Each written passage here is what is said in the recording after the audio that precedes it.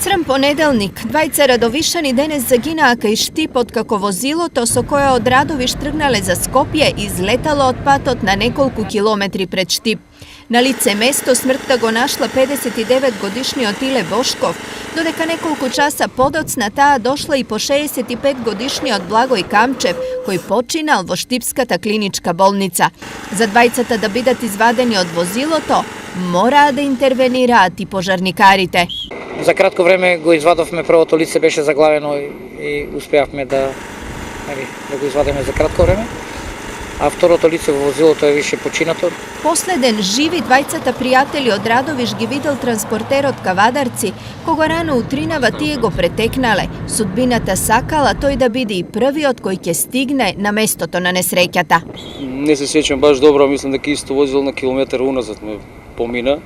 Јас некаде на 70-80 возам скоро секогаш.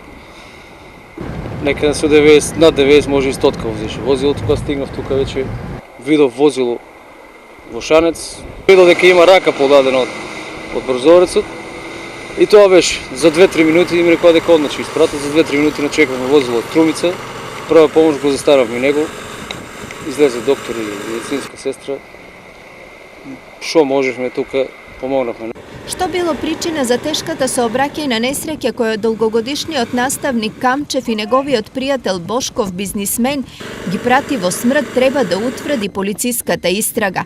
Засега се предпоставува дека возачот изгубил контрола, но не е исклучено на него да му се слошило поради што излетал од патот.